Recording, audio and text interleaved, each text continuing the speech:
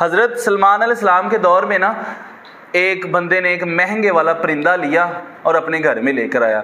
अब जब वो परिंदा चहचहाता था ना, बोलता था, तो वो जो उसका मालिक था उसको बड़ा मज़ा आता था, उसको उसकी सुरीली आवाज़ से बड़ा अच्छा लगता था। एक दिन वो परिंदा अपने पिंजरे में था कि उसके साथ वाला उसके जैसा एक और परिंदा आया और वो दोनों परिंदे आपस में बातें करना शुरू हो गए। और कुछ देर बाद वो परिंदा जो दूसरा था वो उड़ गया। जब उड़ा, उसके उड़ जाने के बाद वो जो परिंदा पिंजरे के अंदर था वो खामोश हो गया, वो बोलता ही नहीं था। वो जो उसका मालिक था बड़ी कोशिश करता था कि ये बोले बोले, वो बोलता ही नहीं था। खैर उसने वो पिंजरा उठाया और उस परिंदे को हज़रत सलमान अलैहिस्सलाम के पास ले गए। हज़रत सलमान अलैहिस्सलाम को अल्लाह ताला ने ये ताकत अता की थी कि वो चरिंद परिंद हर किस्म की उन्हें ज़ुबान आती थी। तो उसने बताया कि हुज़ूर मैंने ये परिंदा बड़ा महंगा लिया है, पहले ये बोलता था, बड़ा अच्छा इसकी आवाज़ थी, मुझे बड़ा अच्छा लगता था, लेकिन अब ये बोलता ही नहीं है। मैंने बड़ी कोशिशें की हैं लेकिन ये बोलता नहीं है। तब हज़रत सलमान अलैहिस्सलाम ने उससे पूछा, भाई तू क्यों नहीं बोलता? उसने इतने पैसे खर्च किए हैं, पहले तू बोलता था, अब तुझे क्या हुआ है?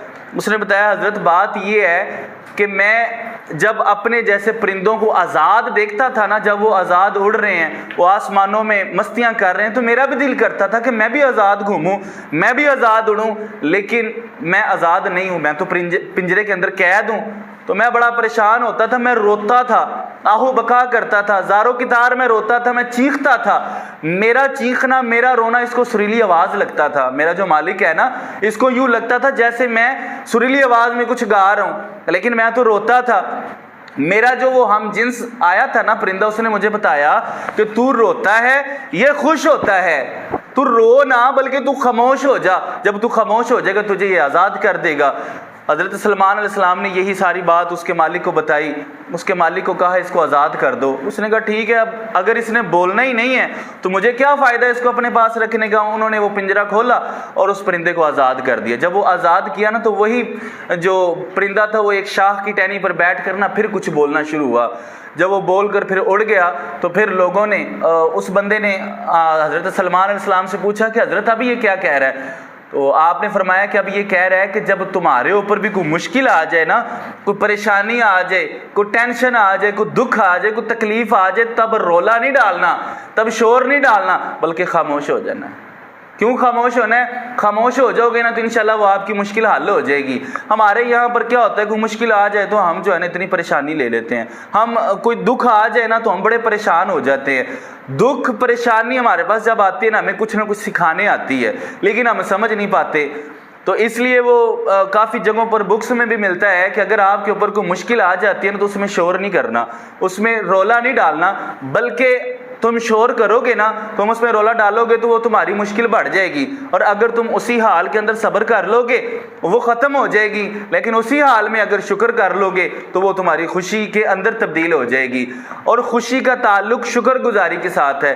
अगर हम शुक्रगुजार बन जाएंगे ना तो हमें जितनी मर्जी तकलीफ़ें होंगी, जितने मर्जी दुख होंगे, हम परेशान नहीं होंगे। आज के दौर में ना हमारे घरों में, हमारे अंदर शुक्रगुजारी ख़त्म हो गई है।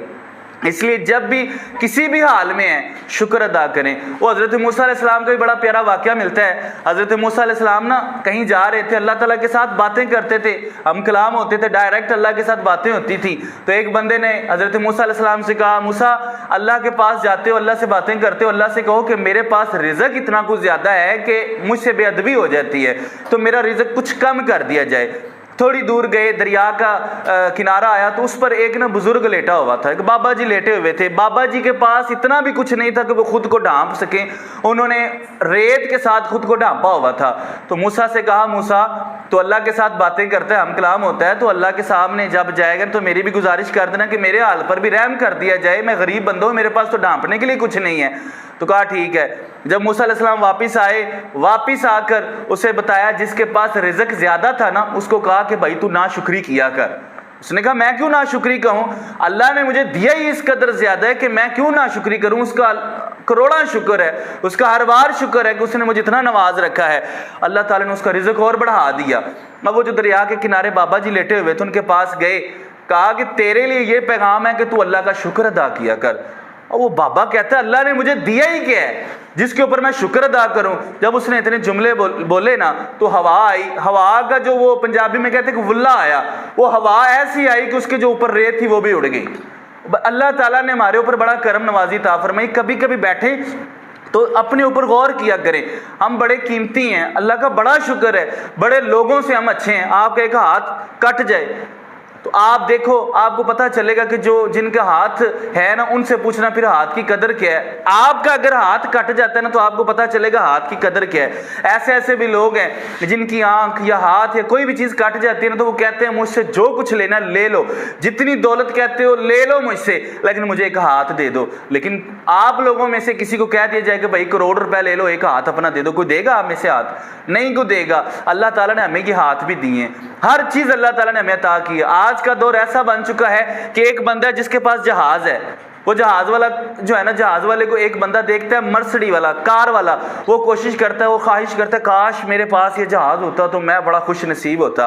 अब कार वाले को ना मोटरसाइकिल वाला देखता है और दिल में वो ख्वाहिश पैदा करता है काश मेरे पास ये कार होती तो कितना मजा आता। अब मोटरसाइकिल वाले को साइकिल वाला देखता है, वो कहता है काश मेरे पास ये मोटरसाइकिल होती तो कितना मुझे मजा आता। अब साइकिल वाले को पैदल वाला देखता है, कहता है काश मेरे पास ये साइकिल होती तो कितना मजा आता। अब पैदल वाले को अपाहज देखता है जिसकी टांगे नहीं है, वो देख के सोचता है काश मेरे पास टांगे होती तो कितना अच्छा होता।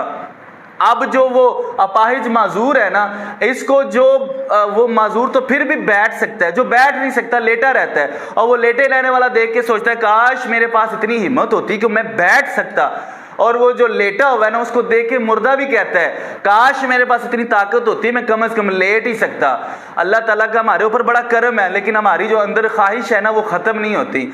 अल्लाह का बड़ा फजल है, अल्लाह ताला ने हमें आंखें अता की हैं, हाथ अता किए हैं, टांगें अता की हैं, पकड़ने के लिए हाथ दिए, हर चीज़ अल्लाह ताला ने हमें अता की है। हमारे जिस्म में एक टक भी लग जाए ना, तो हमें पता चल जाता है कि हम कितने कीमती हैं।